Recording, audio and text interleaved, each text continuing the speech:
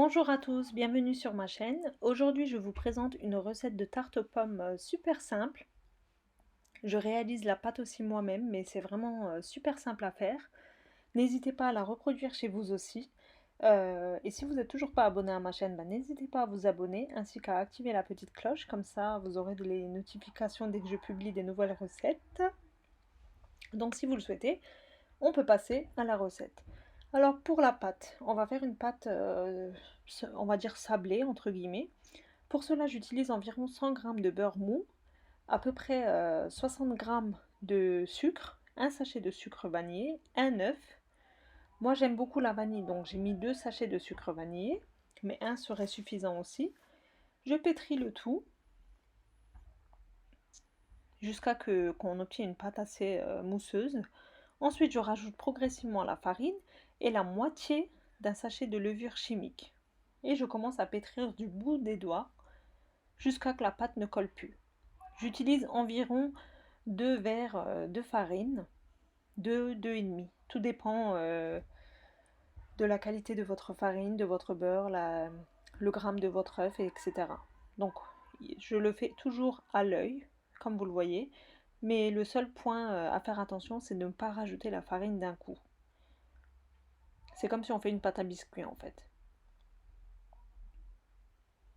Donc je verse environ 2 verres, alors que les verres que j'utilise c'est 200 ml. Donc l'équivalent de 2 verres à eau de farine, voire un petit peu plus. J'utilise un moule à charnière de 32 cm, mais 28 cm ça fait l'affaire aussi, ou alors un plat à tarte classique. J'aplatis la pâte avec les doigts en faisant remonter les bords, comme vous le voyez, et je les aplatis avec le bout de mes doigts, comme ceci. Et j'égalise bien les bords pour avoir des bords bien nets. Je n'aime pas trop quand ça fait un peu brouillon, mais c'est comme vous le souhaitez en fait. Moi j'ai essayé d'égaliser comme je pouvais à la main. Pour moi, c'est plus facile d'étaler la pâte comme ça que de la faire au rouleau sur du papier sulfurisé. Donc une fois que vous prenez l'habitude de cette technique, c'est vraiment beaucoup plus simple. Et j'égalise le tout. Je vérifie bien que c'est épais partout de la même façon. Là ensuite j'ai 3 à 4 pommes rouges que j'ai pelées et enlevé les pépins. Je les coupe en quartiers, en petites tranches. Et je vais les disposer l'une à côté de l'autre sur ma pâte.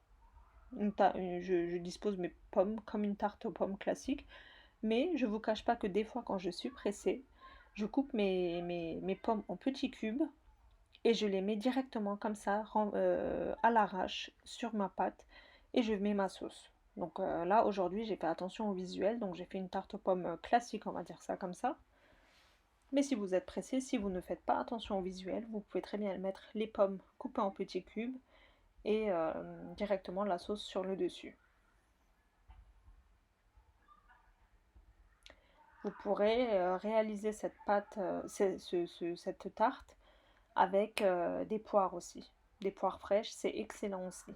Si vous aimez les poires, vous pouvez reproduire cette recette aussi. De la même façon, en remplaçant les pommes par des poires.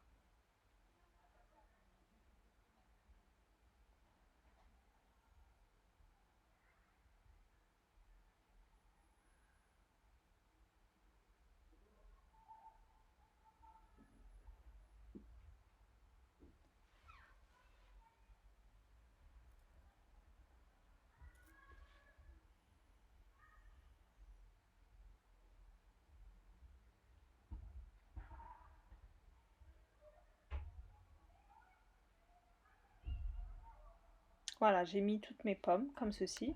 J'ai préchauffé mon four à 175 degrés. Dans un petit bol, j'ai 2 œufs entiers.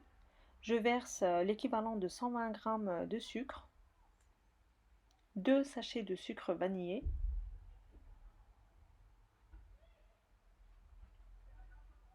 2 briques de crème liquide entière, c'est-à-dire 400 ml. Vous pouvez très bien remplacer juste une brique avec un petit verre de lait si vous n'aimez pas trop la crème, mais je trouve que la crème se marie bien avec cette tarte.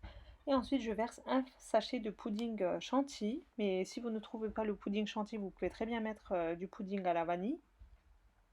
On fouette le tout jusqu'à qu'il n'y a plus de grumeaux.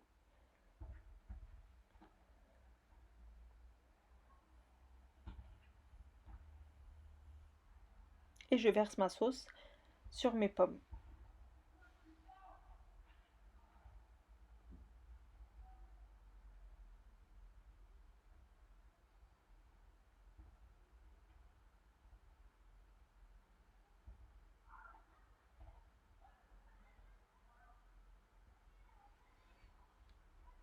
Et mon gâteau est prêt à aller au four. Comme je disais, j'ai préchauffé mon four à 175 degrés. Je l'enfourne pour environ 45 minutes. Mais bon, tout dépend de votre four. Il faut que vous ayez une belle dorure.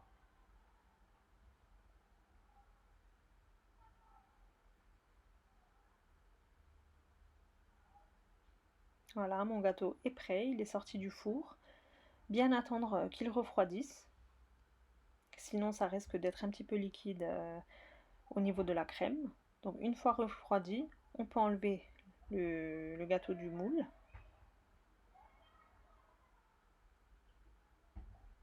Et vous voyez, la pâte aussi, elle a bien doré. On a une belle couleur, c'est bien croustillant.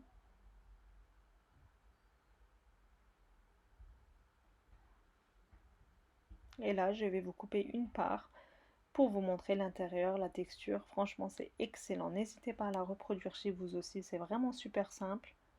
Comme je le dis à chaque fois, je le répète, mais peut-être que vous ne l'avez pas vu dans les vidéos précédentes. J'aime beaucoup partager des recettes faciles et pratiques, des recettes que d'après moi, tout le monde est capable de réaliser.